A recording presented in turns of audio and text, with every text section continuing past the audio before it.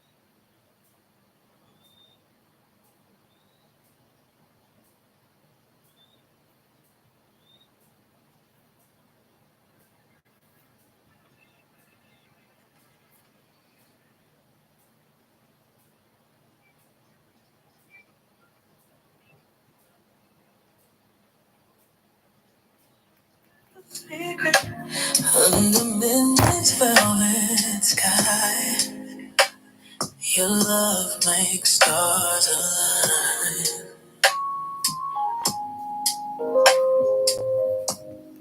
We are welcome. Please, I'm here. I know my screen isn't showing, but I'll join us with shortly. Let's just wait for a few minutes, then I'll share my screen with us. We are all welcome. Making moments show me how hearts craving every trace of your warm embrace. And you're my starlight, truth of your warm embrace. You're my starlight, truth divine. Everything feels so fine. Every secret that we share shows the world how much we care when you're next to me. Setting truth so free. Best kept secret in my heart. Craving never falls apart. Starlight confession pure. Baby, making sure love glows bright. So bright, so bright. Some secrets fade with day, but our light's here to stay. Every star that we share shows them why we care.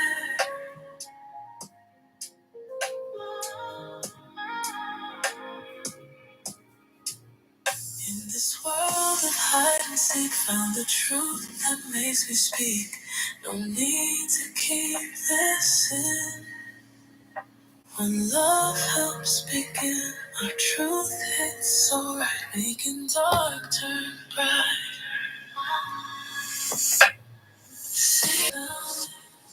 Please confirm you can my screen now, please. If you can see my screen, please just confirm you can see my screen. Everybody dropping it in the chat box.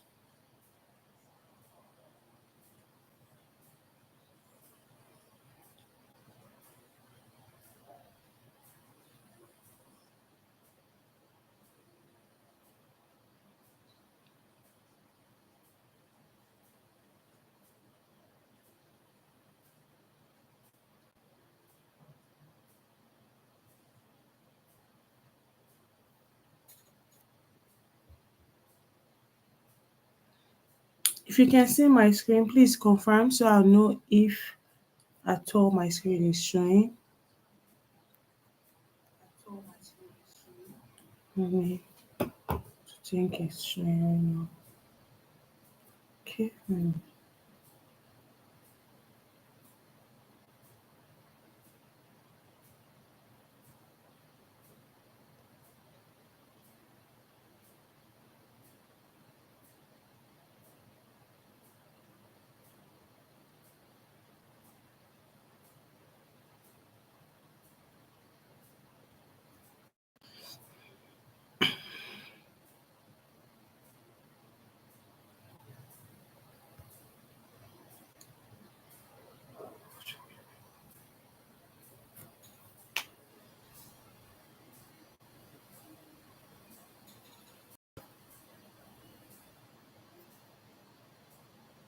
I'm guessing we can see it now. Okay, let's get started. I think we've spent more than 10 minutes trying to set up and wait and everything. Uh, okay, welcome again to our, our comms and PRO training and mentorship class. And I added this because of some messages that came to my DM and people like I really need to understand what it is, especially for beginners. And I thought it was, oh, this would be a very perfect and good opportunity. So in the next 4 weeks before the end of this mentorship, on or before the end, we should be able to cover a lot of um on this. So today we are going to be dealing on the foundations of communications and PROs, on PRO, like public relations. So this is what we are going to focus on. We're going to focus on the basics, the structure, the audience, the channels, the reputation, and the not just for today. I mean, overall, it's going to take about 6 to 10 hours. But by the end of this week, we'll be able to explain what communication is, what PRO is, how to apply the core modems. We have the Cs, we have the PESOs, we have the RPIE, and also complete three package tasks. So each week we'll be having assignment task we'll be working on. We'll be working on different tasks each week. I'm going to be giving us task, and this week is not going to be different. Now, the essence of this task is to grow us, to make us understand it. So you're not just learning, you're not just being taught, but you are practicalizing it to grow. So let's get started. The first one is so by communication. Communication, we can look at from two different angles, as a soft skill and as a career, or a task and all that. Now from this end, we are chasing it as a career, as a skill, to not just normal soft skill like how you communicate with people. Now, yes, everything entails, but this is your job, this is your role, this is something you do. So first of all, what is communication? So what do we really understand by communication? And from my definition here, communication is the strategic, systematic process of crafting, delivering, receiving, and interpreting message to influence understanding, behavior, or relationships. Now, from this standpoint, you see that communication is broken down into is this yeah, six. First of all, communication is strategic. That means you don't just or for the sake of communicating. You have to be strategic. This is the purpose. So it is strategic.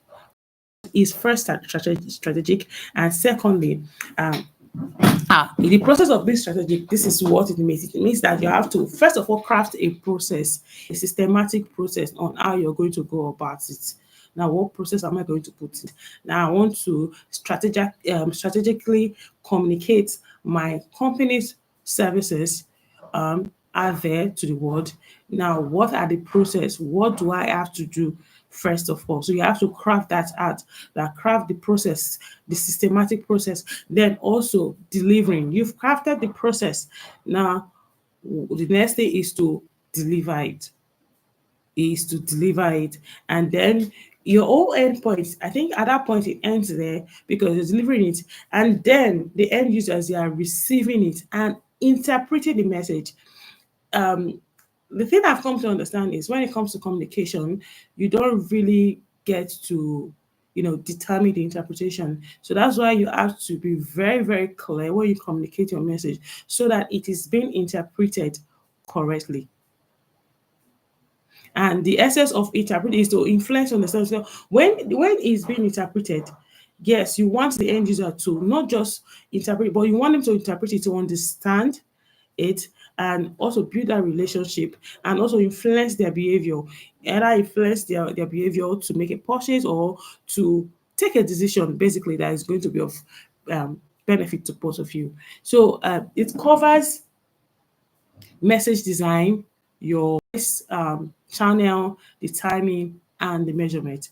I know it seems like all this is are in the slide, but everything for us to really understand fully.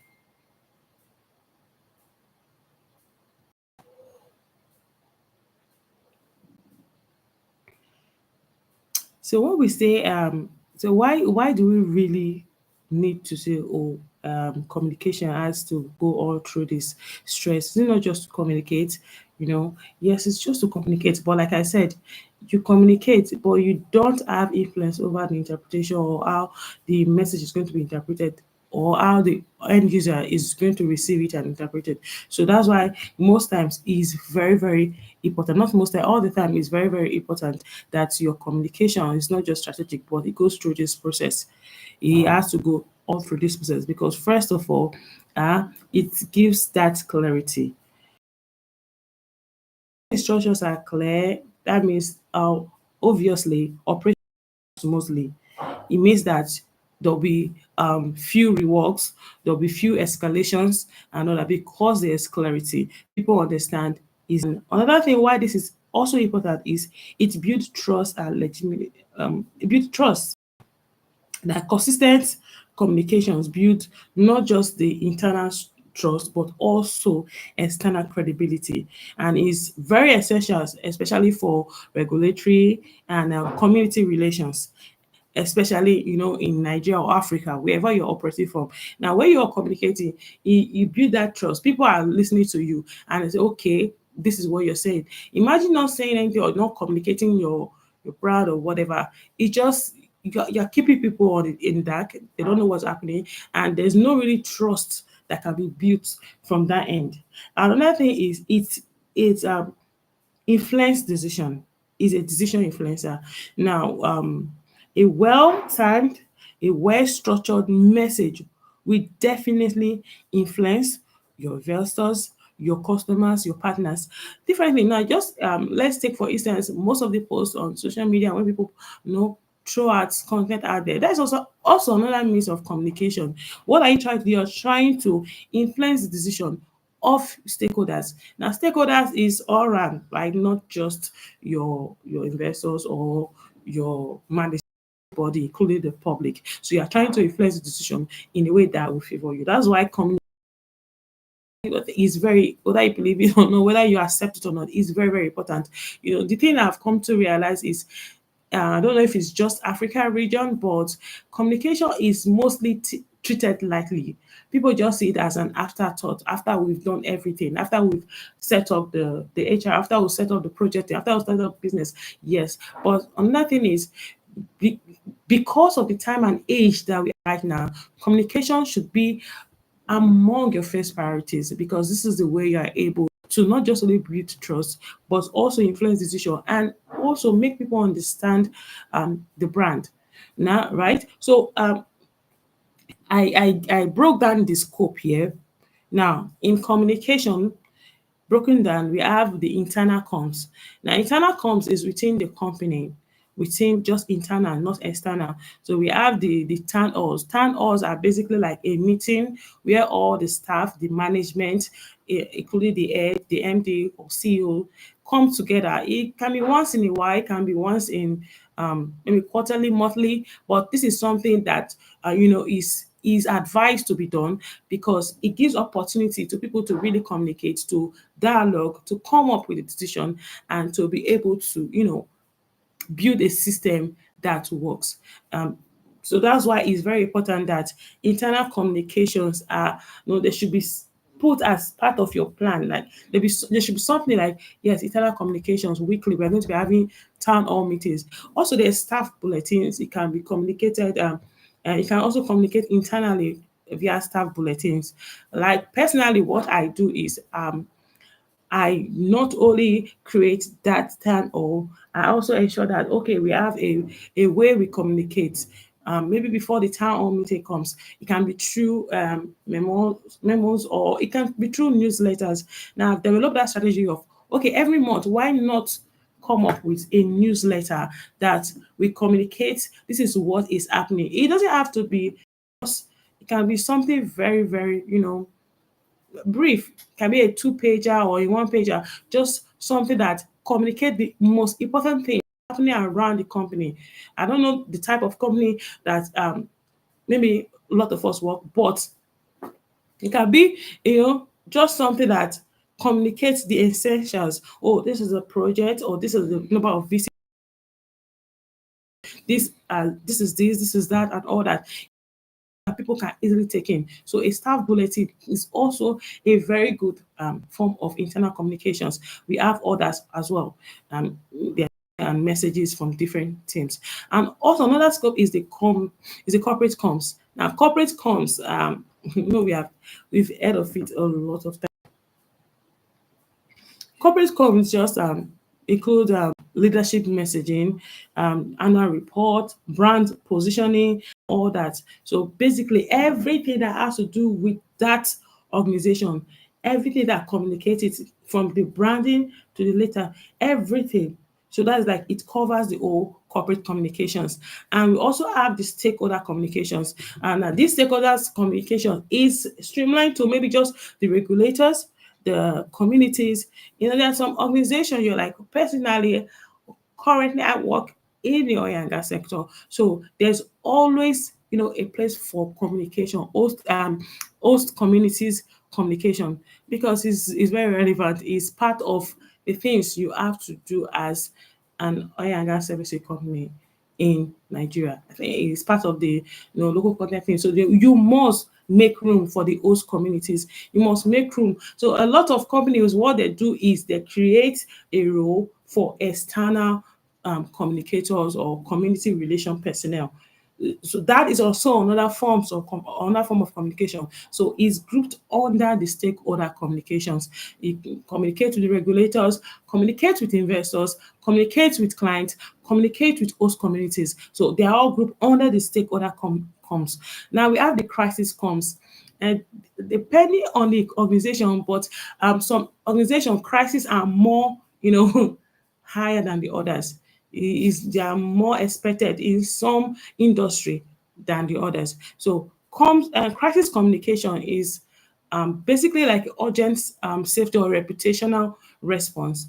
And one thing I will always say is you don't have to wait for the crisis to happen before you put in your crisis communications in place. No, it has to be something in place, because you don't know how it's going to come. It might be through blogs, it might be through let's say like the oil and gas industry, through pipeline visualization, or no, and all that, and you do different things. So you have to look for always, you have to always include Christ communications in all your plans, in everything. As a communication person, this is something that you almost must include. So this scope is this internal communication, corporate communication, stakeholder communication, crisis communications. There are a lot of them, but these are like the four major ones that you have to put at the back of your mind, that this is something that is very important for me as a communication person.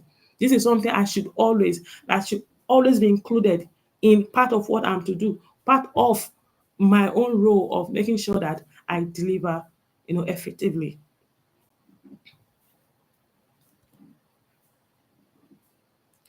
Now let's go to the next one, which is the communication process. The communication process.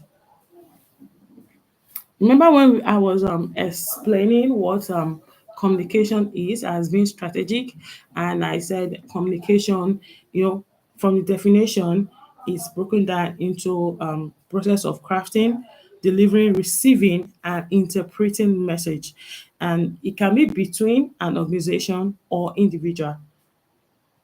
So, and also about influencing. So this is the process model of communications.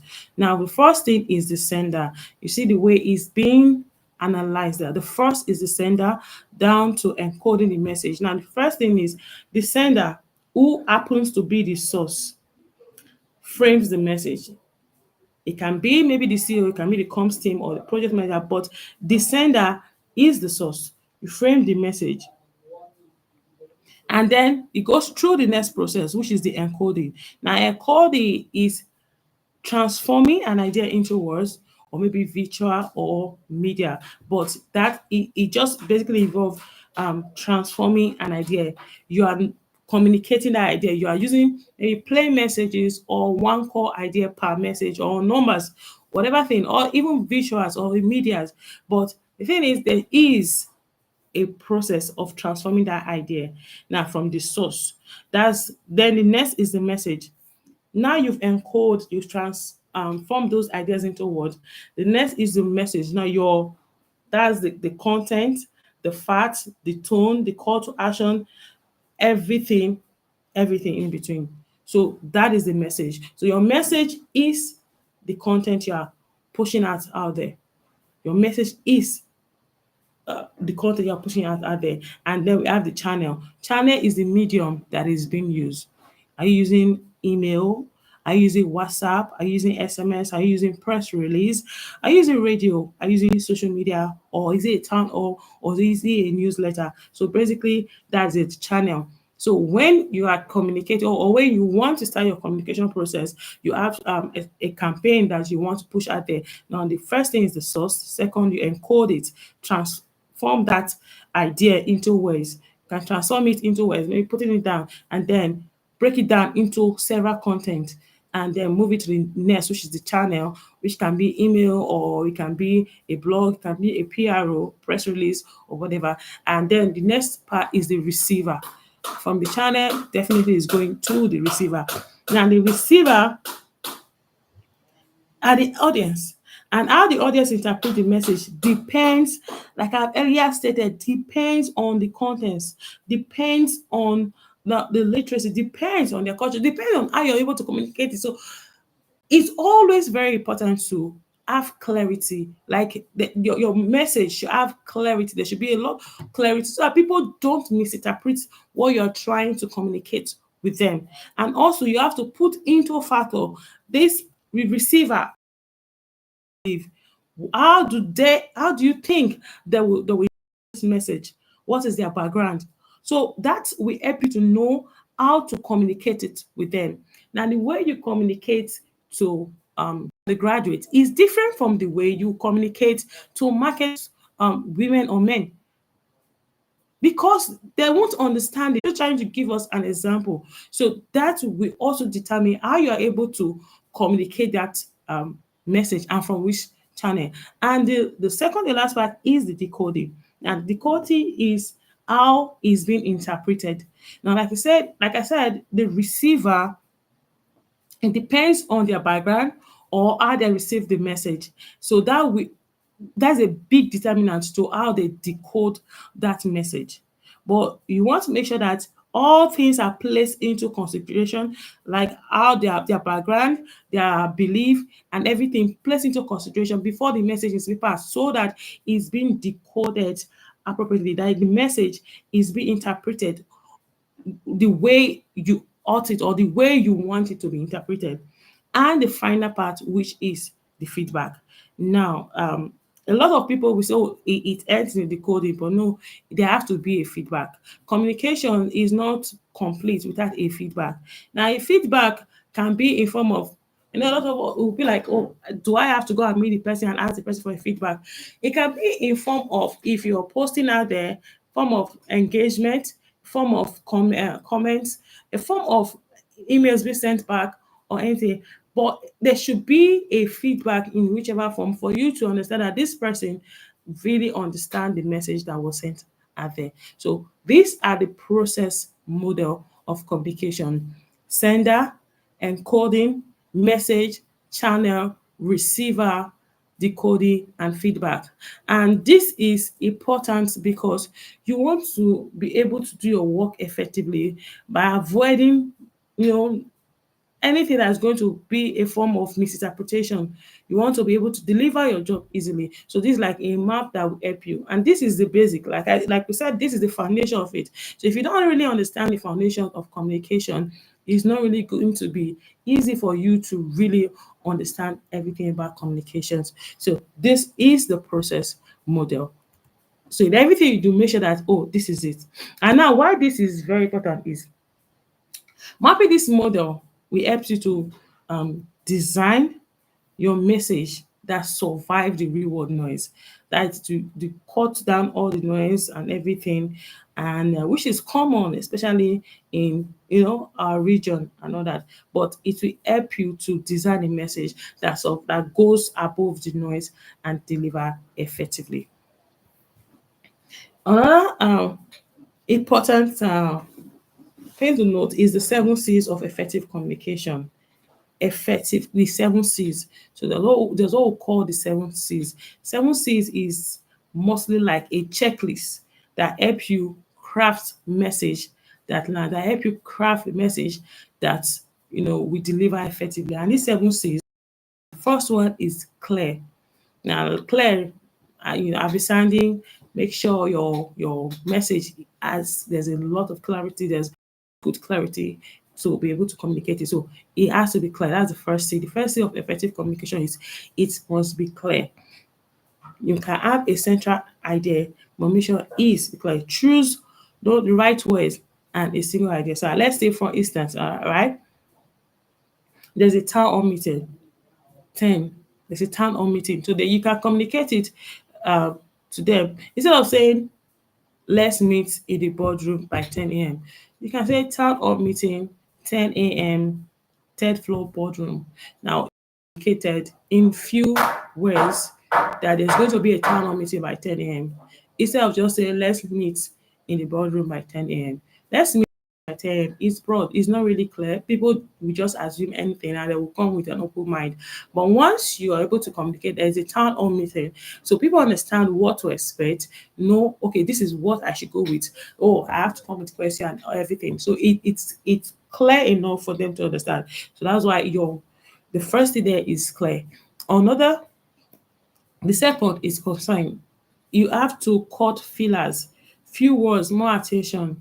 Don't use it doesn't Your words don't have to be much for people to understand. I know I see a lot of people that be like maybe the more words you use, that's, I don't know, maybe that's the way you think that you're communicating. No, it doesn't have to be more words you use. Make sure it's concerned. Make sure your words is, fewer. Call all the fillers. Use short sentence. Use strong verbs. Just straight to the point. Another one is concrete. Use fact. Use facts. Give facts. Give numbers.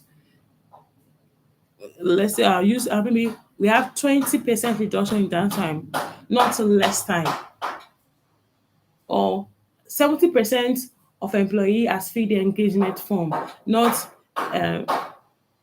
a lot of the employees are filled the employment engagement form.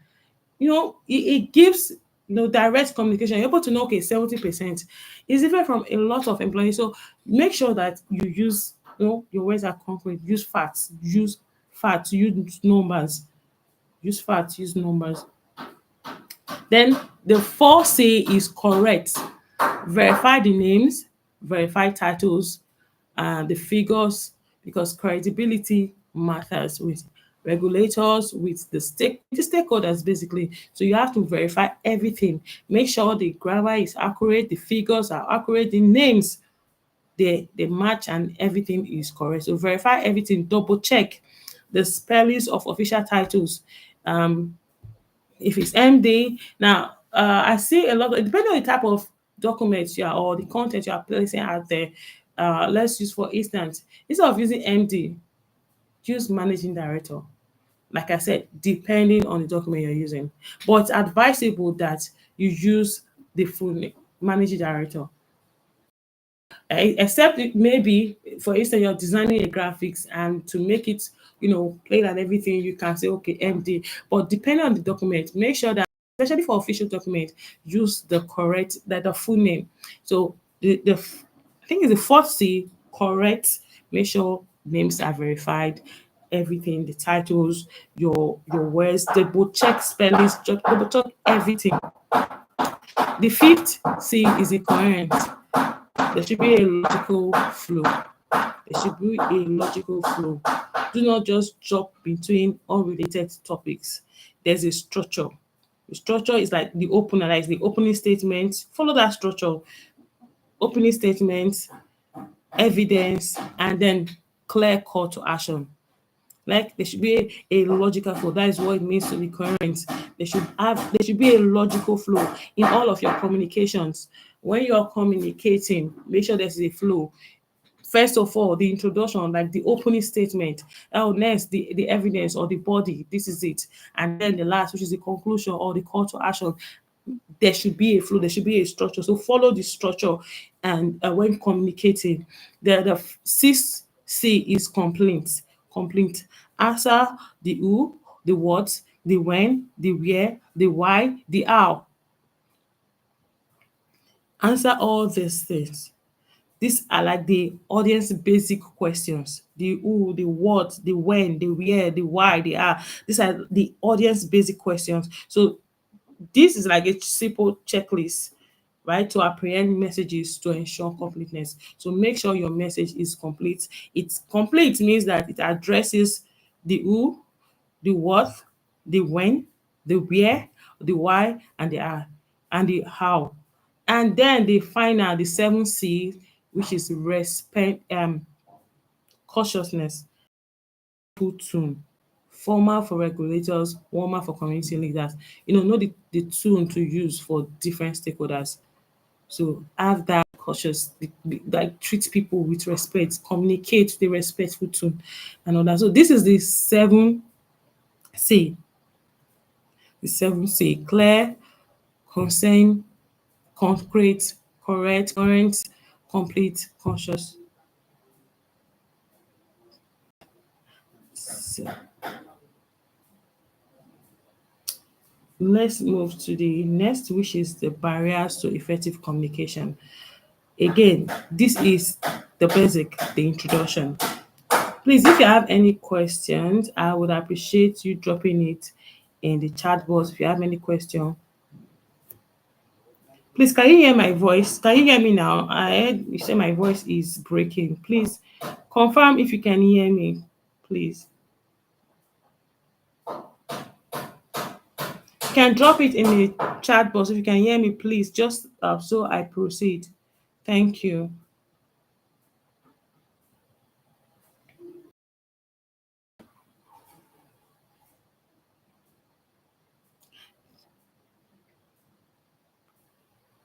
If you can hear me, also I can continue. Okay, it's better now. Thank you. So barriers to effective communication. You have the identification and mitigation. So there are common barriers, as like every other skills, like every other profession, like every other career path. There's always barrier. That there's always something that will want to stand as a barrier. And it's best you know these things so that you'll be able to mitigate it, so you're able to control it and contain it. The first is layered messaging. Now, some of these common barriers, let me before I even start moving forward, is happens maybe due to cultural difference or jargons, professional jargons, infrastructure failures, no psychological noise, information overloads, and each of these requires medication.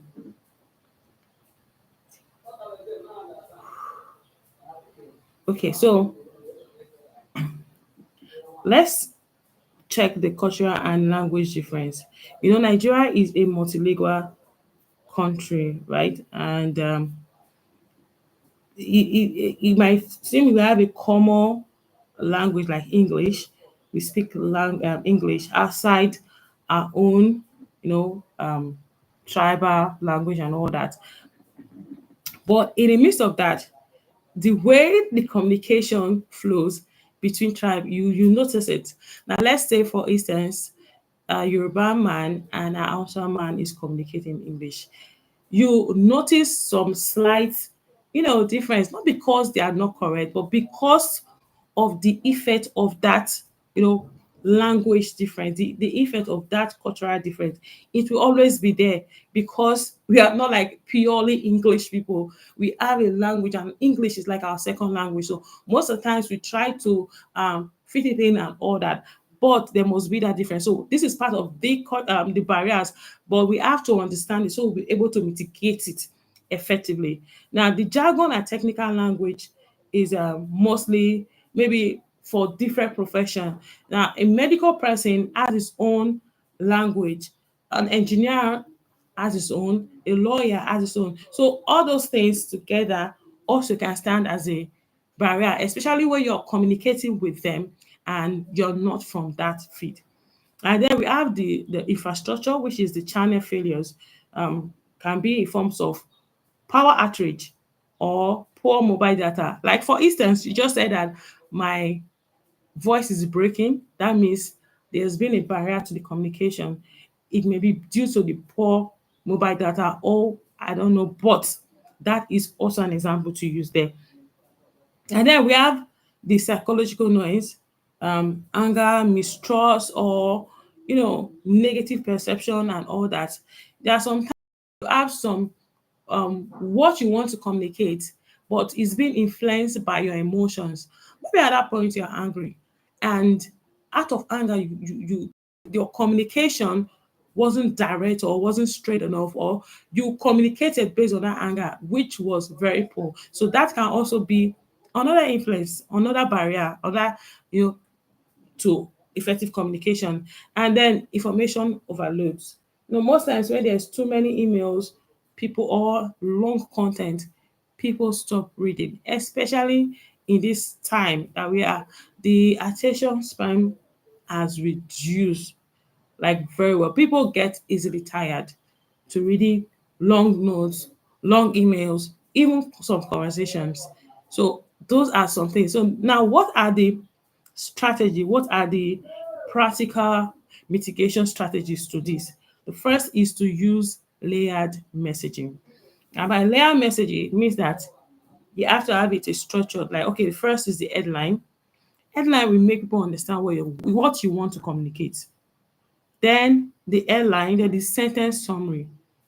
Instead of just dropping right in, depending on the communication though, you first of all give a summary.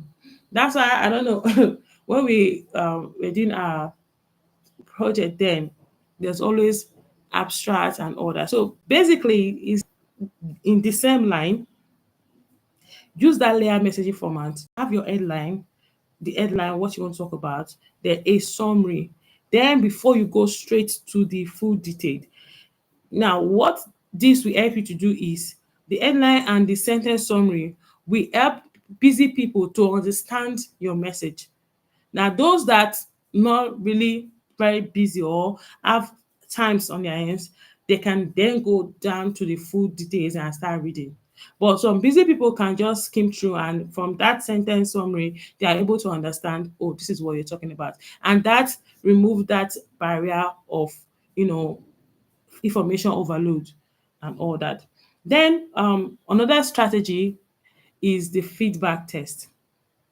Feedback test. Now, this is very important, especially when you're having a meeting or like a town hall meeting.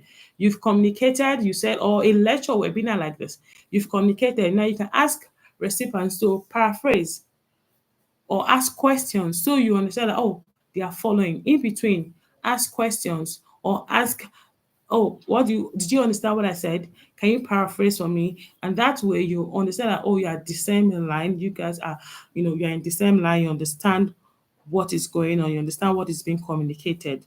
That's the feedback test. Then the fourth strategy is the multiple channels. Multiple channels. Use SMS, use WhatsApp, use the notice board, use the email, use social media, just channels. Send that the message out there. If they don't understand the emails, definitely to be understood via SMS or via WhatsApp or via the notice board, the information on the notice board. So, but that is also a very good strategy you want to employ. And the final one is plain language policy. One line explanations for acronym. Avoid technical slangs, especially in public, facing messages.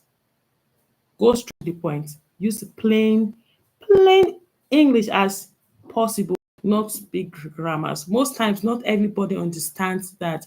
But then, depending on your audience, but it is advisable, especially when you are communicating to the public, you don't know which understand this grammar, which does not understand this grammar. So you want to make sure that you communicate in a plain language that everybody understands. And one final part I want to add is the pre-brief key influencers. Now, before any form of, maybe you have a meeting or you have a town, or make sure that the important persons like the key influencers, they are pre-informed, they are pre-briefed before the announcement goes out, before the meeting starts or kick off. This will enable them to not just understand but reduce mistrust, so that when anything is being communicated, they already know what is being communicated, and it will make it easy for both parties. And that's that. Please, while I'm communicating, I would really appreciate if you have any question, just drop it on the chat box. If there's anything you don't understand, maybe, or rather if I'm too fast or anything, make sure you just drop it on the chat box. I will definitely respond to it. Thank you.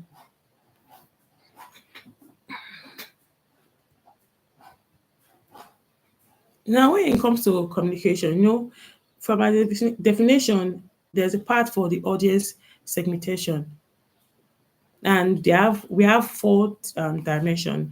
When it comes to you want to communicate, you have to first of all segment your audience. I keep saying audience, the public, they are all the same thing. So you are communicating, you're not communicating to yourself, you're communicating to the public. And now, why this is important is not everybody responds to the same messages or channel.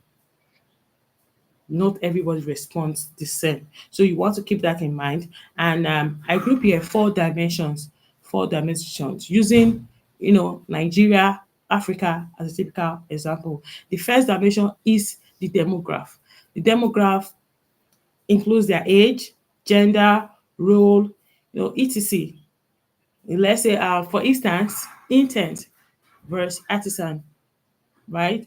Or graduate versus working class. So segment the demograph into their age, the gender, and the role. Another one is the psychograph. Is the psych- the psychograph is basically the values, their values, the attitudes, how they react to the environment, what they stand for.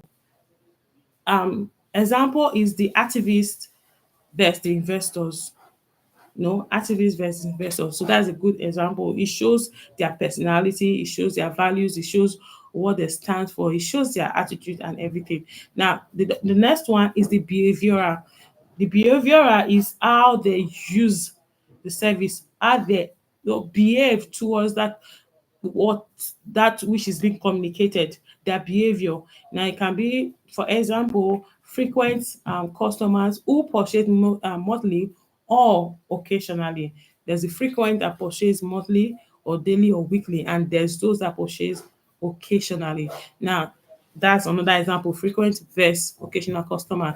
And the last part is the influential mapping, the influential or stakeholder mapping. And these are the regulators, the community chiefs, the union leaders, the board members, and all that. So those are the four dimensions. When you are communicating, or when you want to draft your communication plan, you want to draft out the communication advert, bulletin, newsletter, whatever, this, you should put this in mind, these four dimension: the demographic, the psychographic, the behavioral, the influencer slash stakeholder mapping. And we have three ways that you can build a simple segmentation. A simple segmentation. I call it the three simple segmentation. Three ways on how to build a simple segmentation. The first one is to list all stakeholders group. Are they internal? Are they external? List them. Now you can have like, oh, stakeholder groups, and under like a table, internal. The next line, external. Another thing is, for each group, document. For each of these group, document. Document the preferred channels, document the language, document decision power, document key concerns. So document for each of these group that you just listed at, document. The final one is to prioritize. Prioritize one to three groups, maybe by impact or by influence. Use a simple influence slash impact matrix. Use it. So now this is what I want us to do. I want us to create a one pager stakeholder map. Now that one pager stakeholder map, this is what it will entail. It should entail the name, the role, the channel, a one sentence message they need to hear. Like, just create an example, like a one pager. It can be in form of a table, it can be in form of just a normal line. But at the end, just at the heading should be stakeholder mapping or stakeholder. Yeah, just use stakeholder mapping. The header should be stakeholder mapping, and below you should write the name, the role, the channel, the one sentence message they need to hear. It can be in table, like I said, a table format, or it can be in just normal format. So I'm going to drop this in the chat box, and I will want us to do this as a practical test for.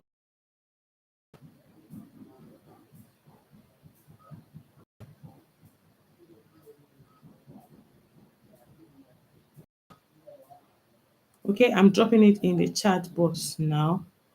You can use it. Just do this now, not basically because of myself or anything, but for your own sake, it will also help you to be able to, you know, do your job effectively.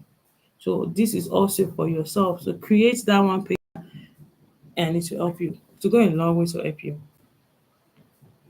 So I created a few examples using Nigeria as a case study, and just a quick analysis. Let's just analyze a quick analysis of this example.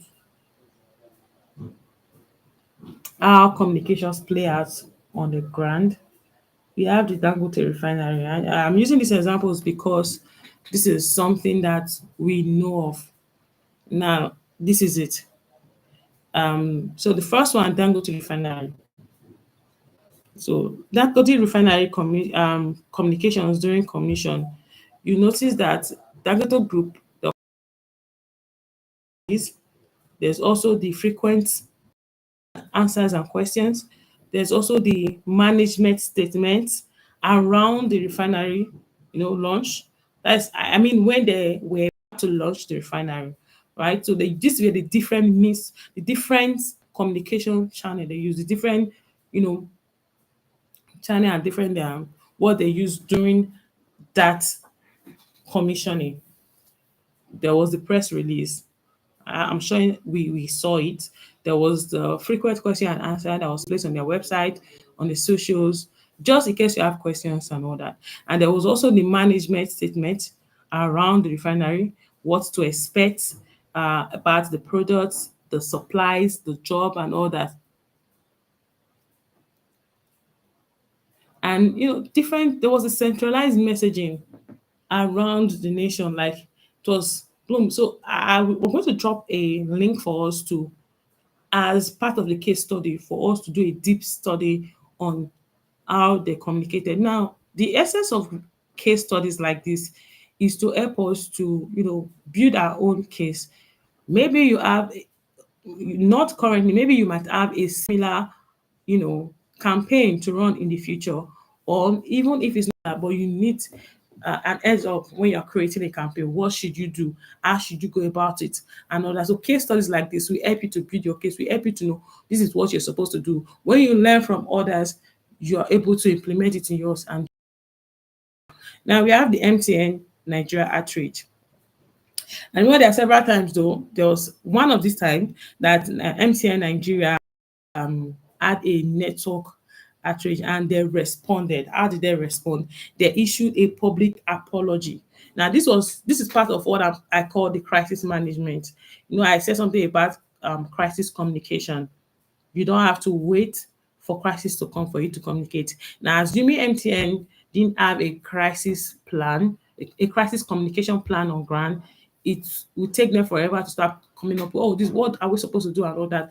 But I am to believe that their crisis communication plan already outlines this is what we are going to do. And the first thing they did when this outrage occurred was to first of all offer a public apology and then restore the service restoration statement. Now, they did a public apology and also a service restoration statement to assure you that, oh, we are sorry this happened, but we are currently working on it, and we assure you that you are going to, the network is going to be restored shortly and all that. And in some case, I think they offer compensation or refund for affected customer. I remember one time that I think MTN gave airtime or data, I can't remember, for free just to compensate that their customer. So that is also another strategy they use on their own end.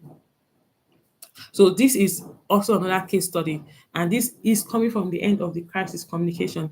And the last part is the share community engagement. You know, we have been hearing about share. We know about share. Short, growing up, share has been there. Share, Oye company and all that.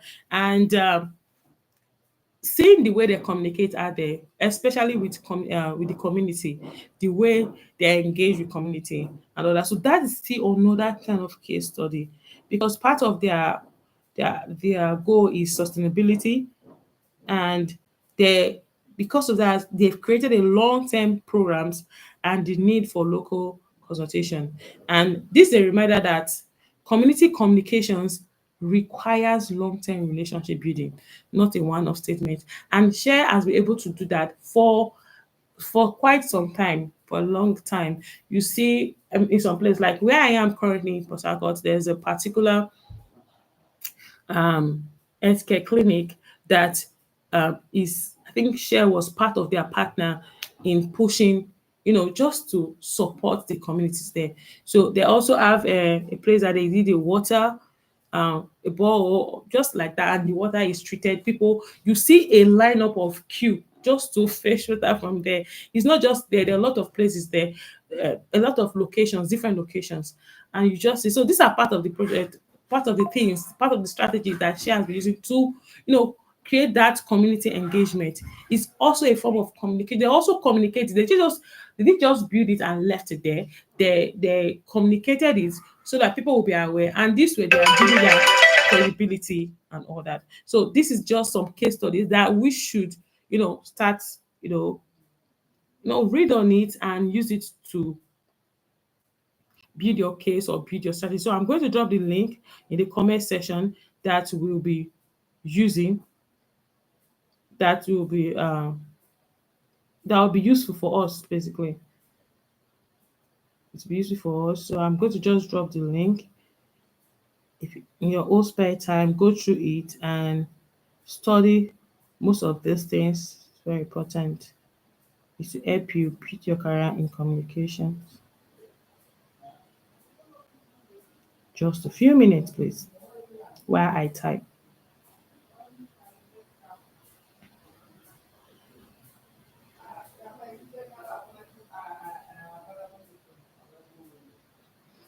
Okay, so please let's proceed. Why I'm doing that, let's proceed. So the next is the PR. We've talked about communication, but remember what we are doing is both communications and PR. So I took our time to just excessively explain communication so we understand.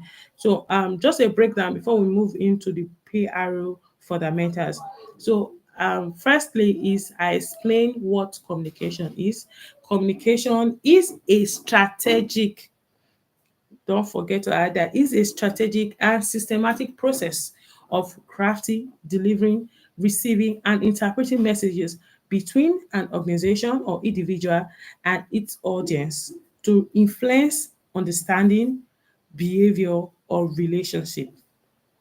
And I also went as far to give us the scope. We have the internal communications, we have the corporate comms, we have the stakeholder comms, we have the crisis comms, and there's also a part that they add the marketing comms. The marketing comms are the ads, the product messaging, and all that. I will also discuss about the communication process model, which is the sender, message, this the sender, encoding, message, channel, receiver, decoding, and feedback. And we'll talk about the 7 C's of effective communication, which is clear, concise, accurate, correct, coherent, complete, conscious. Cons- Conscious. Then there we have the barriers to effective communication. uh, Talked about the cultural language difference. We have talked about the jargon, technical language, professional languages. Talk about the channel failures, the infrastructure. We have talked about the psychological noise and the information overload. And also, I give us some medication, some strategies to medicate these barriers. We have the use layer messaging, feedback testing, multiple channels, pre-brief of key influencers. And also we talked about the audience segmentation, which is the demograph, the psychograph, the behavioral, the influence or stakeholder mapping. And then we talked about just now the few case study of both the Dangote, the MTN, and the Shell Nigeria, as using them as a case studies and all that. So let's talk about now the PR fundamentals. What is PR? What are the core functions of PR? You understand that PR is a strategic process of managing reputation. When it comes to PR, the only thing you should know is that PR has to do with reputation and relationship. Either it's being earned or owned, but it just the two major thing about PR is reputation and relationships. Practice of managing reputation and relationship, and the end goal is to build credibility and influence. That is just the end goal. The reason for this is to build credibility and influence. Now, what are the core PR functions? We have the media relations, and the media relations are the stories, the interviews, and all that. So that is the media relations. We also have the reputation management. The reputation management are the long-term trust building and the reactive crisis response. You're managing that is the reputation management. And we have the community and government relations, ensuring license to operate and a peaceful working environment, community, just to make sure that you run your operations smoothly. And we have the employee relations slash internal PRO. And this is the staff advocacy, the alignment, and all that. And the final one, which is the investor relations. The investor relations is when relevant. It doesn't always apply, but it involves communicating with stakeholder with compliance. You're communicating with them. This is what is expected. This is what you've done, and all that. So these are the core PR functions. I just listed a few of them, which is 5. media relations, reputation management and crisis response, community and government relations, employee slash internal PROs, and investor relations. Now, I know that there's always been an argument between PRO and marketing. A lot of people mistakes PRO as marketing and all that, but they are both different and clear difference. Uh, Very different. They are way different. Now, PRO, like I said, is reputation and relationships. Is reputation and when know your voice in the industry or your voice in out there in the nation and all that. So how you measure PRO. The marketing is just transaction and you measure it. The metrics to measure it is from conversions, you know, ROI. That's it. So we have some examples. The example is I use the GT food and drink festival. Now that is a clear example. Now the bank PRO team runs the food and drink festival for brand reposition media. Like they do that to reposition their brand. Now they are not marketing GT Bank or come and bank with us or anything. No, this is just to promote the brand. Now, while the marketing team on the other hand runs a paid attraction campaigns for specific financial products.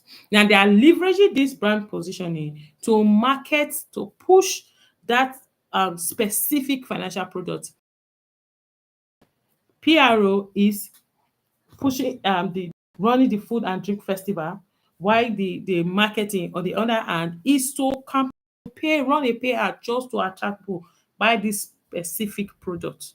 I don't know if you understand, but I keep saying if you don't understand, please drop a message on the chat box if you have any question or you don't have any you're not clear about anything I'm saying, so I can go back to it and totally understand explain so you understand this. So now, and this will take us to the PESO. The PESO is uh, what we call the paid, the earn, the shared, and the own. When it comes to PRO, if you're a PRO person, if you are into the PRO industry, you must have heard about this. It is important, especially when you want to run a campaign, PR campaign. You want to know how to apply this, where to apply it, and in between. Now, the PISO model, um, and I'm going to explain to us the PISO model and how to apply it. Now, the paid, obviously, it means you are paying for something, you are paying for it.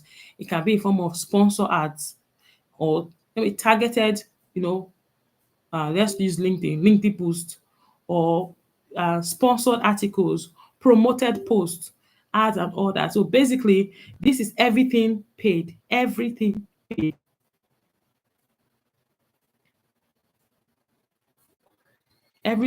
That's what it means.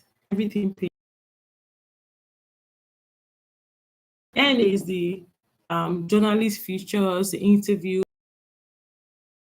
prioritize relationships, and timely pitches. Basically it's just when you're being featured in news or interviews. You see some people, oh, they were featured on Vanguard, Business Day, or One Magazine, or all that. So basically that is coined, like it's being earned. That is where the category falls in. The other one we have is the shared, is basically organic. Organic means not paid, unpaid. Now, organic, social, and community repost. You are sharing your post out there. People are liking it. People are resharing it. People are reposting for you and commenting and giving you accolades and all that. So that is the segment that is being the shared. Then we have the own. The owned is the website, the newsroom, the newsletter, you know, the internal channels, the blog, and all that in between. So when you're drafting your PRO campaign, you want to know which of them falls under the paid, which of them falls under the end, which of them falls under the shared, and which of them falls under the owned. Yes, you can basically use all of them at once, or you can just use a few depending on your budget and what you want to achieve. Now, how to apply this in practical step? You first of all list your message. list your message and your desired outcomes. What are you trying to communicate out there, and what do you expect to get in returns? What are your desired outcome? So first of all, you want to list them. It will be easy for you when you list them out to know which of the categories each of them falls into. Now, after listing them, the second thing is to map tactics by the peso. Is it paid, or is it going to be earned, or is it going to be, shared, or is it going to be owned? Now, let's give an example. Let's say my company has a service. We just added the service to part of our service and want to promote it. And so what is the next step for us? If I'm going to do, if I'm going to apply the peso, so that means the first thing is, am I going to run an ad on LinkedIn to promote this post so that to get to other people? So now that is a paid. I'm paying it. Or will I run, a pay per click on Google? No, that is a paid. Now, the end is sending out press release to maybe Business Day, Vanguard this day. So that is the end. I'm ending it. That's the end. Then the next is the shared. Create a social media post that I will share to inform people that we've added another service, and make just to give them a heads up. This is what we are not. This is the service we've added. This is what it entails and all that. So that is the shared. And the own. Am I going to write a blog about it and share it on our website, and share it on maybe our website and all that? So that is the own, like a blog. Categorize this. But the first thing is you want to list out your message and what you hope to achieve. You want to list it out, like announcing the new service. So you want to list out, this is what I want to communicate, and then this is what I expect to get in return. This is my desired outcome. And then map the tactics by the peso. Create a line paid under, like create a table paid, shared, no, paid, earned, shared, and owned, and then just strategically put it out there what you want to do. And the final part is the sequence. So most times it's often the own, because a lot of businesses have website, right? So most times it's often the owned, the earned, the shared before the paid. People tend to start with the free packages first. They tend to start with, not like it's basically free because you actually pay for your website and all that, but people tend to just make use of what they have to start getting results. So in real terms, is basically mostly it starts with the the own. That's basically what I've seen. Even what I do personally, it basically mostly starts with the own, maybe creating a blog post and all that. Then before it goes to the end is now like press release, then comes to the shared social media before paid.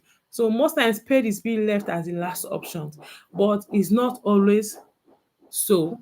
It depends on what you want to achieve, and it depends on how you've built your reputation, or how you've built your brand over time. So it depends, all depends on that factor and all that. So I gave us this assignment. I've given us the first one. So this is the second one I want us to do. I want us to do a website audit. If you have a website audit, if you have a website, audit it. I want you to audit it, and this is what you're going to be checking for. Check for clarity, the 7 C's, and a single source news. And also, I think I've said this before, write a one pager. Okay, I've not said it. The one I said was different. So this, write a one pager press release following the structured app earlier given to us, and then create a media and stakeholder contact list for your industry. Now, the media and stakeholder, I mean, yeah, the media is, let's say, business news this day. Get all of them. For instance, you want to do a press release. How do you reach out to them? It's easy. You don't really need people to just connect you. So the way I do it is, I go online and I search on their website. There's always a contact page. You see their website, you see their email there, you see a contact phone number, a contact email, and all that. So you can create a table and say the name of the media, the phone number, the email address. It's easy, just build your contact like that. Oh, this day, this is the contact name I saw, or this is the email, this is the phone number. Another strategy is you can go on LinkedIn. That's what I do most times too. I go on LinkedIn to search for that particular company and search for people that work there, check their um what they do, check their roles. If it's something related to business development or anything around maybe admin, but make sure that they're working there. I reach out to them via DM to get their details and information and ask questions. And so that way I build my media and stakeholder list, contact list. So you can do that as well and prepare for the rainy days. You might not have the company, maybe your company is not currently engaging in press release, or you are not with a company, but it's good to have this and save it for the rainy day. So when that opportunity comes, it's easy for you to just push. Currently, I have media and stakeholder contact for almost all the media houses, all the news. Yes, different, all of them. I have all of them. I just created that list because it's easy for me when I want to do anything that relates to press release or anything like that. We are having a campaign or we are having an event, and then PR and communication has to come in. That is part of my plans. It's easy to just reach out and then make a decision. We just start rolling instead of at that point going to start sourcing for contact. It's easier when you already have it. So that's for that. So again, if there's any part you don't understand or if I'm too fast, kindly let me know in the comment section and I will answer. I'll respond to all your questions or your query, whatever you have. I will respond to it and answer you accordingly.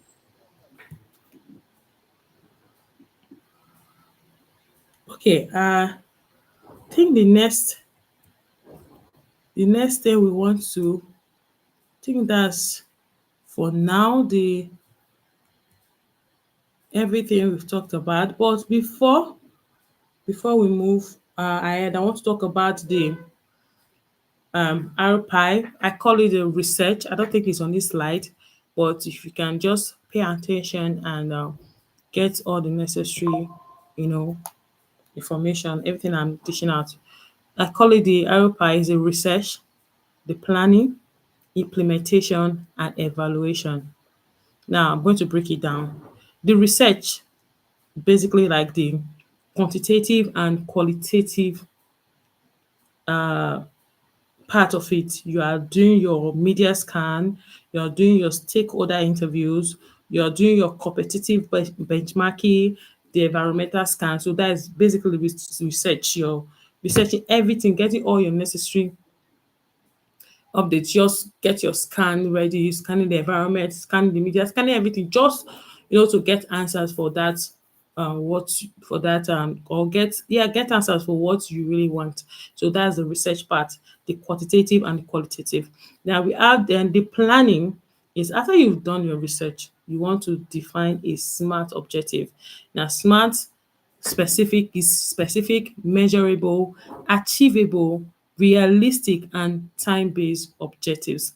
Now, when you define your SMART objectives, the next thing is you're also going to decide your target audience. That's the planning. So in the planning, you define your SMART objectives.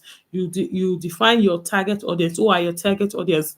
Remember, I gave a target segmentation. So you use that to draft out your target or a target audience. So use that audience segmentation to draft out your target audience. And then the key message. What's your key message? So make sure that you're applying the 7 C's to your key messages. Make sure you apply the 7 C's to your key messages.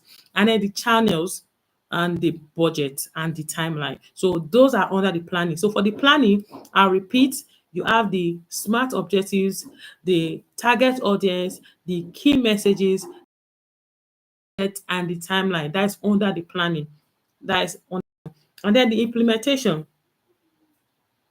Have how do you hope to execute? That is so I normally call it having your own execution plan. So it's the execute tactics. Are you planning to distribute the press release? Are you, you know, distribute the interviews, the event, and all that? So there should be an implementation plan to an implementation, executive tactics under this uh, RPI, model. And then the last part is the evaluation. After all have been done, how do you measure the outputs, the placement, the outcomes, the website traffic, the impact, the leads, the before and after baseline. Using the before, you're going to use the before. This was where we were before, and this is where we are now. So you are using the before and after baseline. So I'm going to repeat the RPI model for us now. The RPI model is the research, the planning, implementation, and evaluation. That is the RPI model. It's a step-by-step model, and it helps you to, deliver on your PR campaigns. And I'm going to give us a case a case study, just like I did with the comms, a case study. And this time I'll be using Dove. I remember when Dove did a beauty campaign. So basically, it's a long term brand, purpose and media and strategy. So what they did was just to show an integration of both the comms and the PRO, and that built a cultural conversation and all that. So I'll also share the link for us to read more on that Dove beauty campaign. And then we also have Johnson and Johnson, the classic crisis PRO. That was a crisis PRO. So how they did an immediate recall, the transparency, the customer first approach, and the tamper resistant packaging later, and different things. So it's basically like use a crisis playbook. So it's like a crisis playbook example. I don't know if you remember a time that Johnson and Johnson was, they were all over. People start coming out on media that their product is this and all that. So they created a crisis playbook. So that's also check that out to read more on it. And so basically that's all for today. And I hope you're able to get much knowledge on this. You're able to get a lot of things from this on both the communication and the PRO, because that's the essence of this, to help us understand what comms is all about, what PRO is all about. So I'm going to be dropping an assignment and be sharing it with us on our community. So if you stayed with us down from the beginning to now, I first of all want to applaud you, and also want to encourage you to make sure that you take this assignment serious. Now, the SS is not for me, like I keep saying, it's for you. It will help you to basically, understand and put to practice everything you've listened, everything you've learned. It helps you to practicalize it. Now, this assignment basically is it's not really like an assignment. It's something that you have, and it will help you to also create campaigns and help you with your career path, basically. So I'm going to be dropping it in our community, and make sure you respond. There's a deadline to it. The deadline is before our next class, which is next week, Saturday by 11 a.m. So thank you very much. If you have any question, please drop it and I will respond accordingly. Thank you. So I think there's a question here. Since PRO is about reputation, do we not say that it's also branding? Nobody said PRO is not branding. Nobody say PRO is not branding. I believe branding is also integrate part of PRO, or rather PRO is integrate part of branding. Yes, PRO is an integrate part of branding, because branding, you are building your reputation out there. So PR is also a driver to that. PR is also a driver to that. So nobody say that they are both different. They go hand in hand. To build a brand, you need PRO to push it. So PRO is an integrate part of branding. I hope I've been able to explain that to you.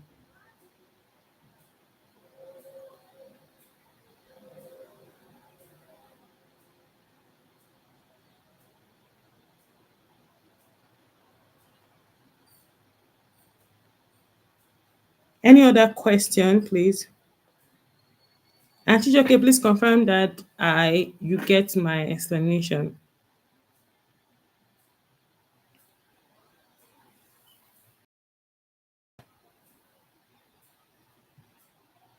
Okay, thank you very much. So PRO and branding, so they're related, they're integrated, they are both um, based on reputation and all that.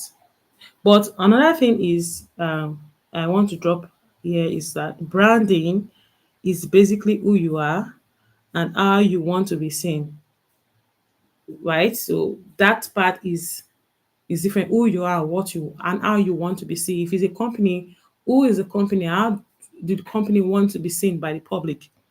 So it's more or less like an identity you create. That is like branding. Branding is an identity you create.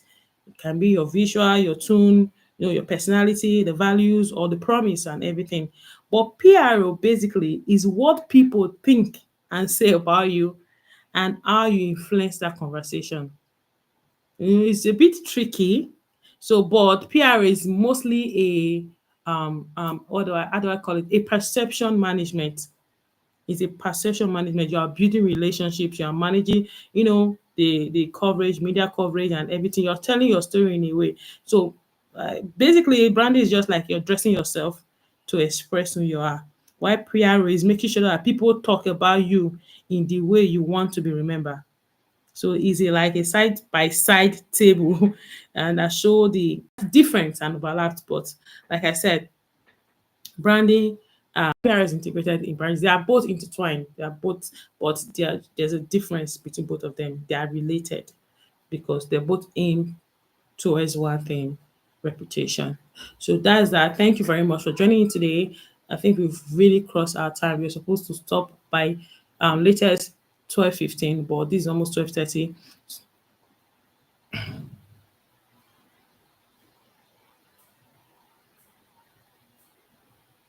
So do have a wonderful day. See you next week. And if you have any questions that are not any other questions, you can always drop it with me on our group. I'm going to open the group for the next 24 hours and you drop the questions, anything. And always you can always also come back to watch and refresh your memory. All right. Do have a nice day and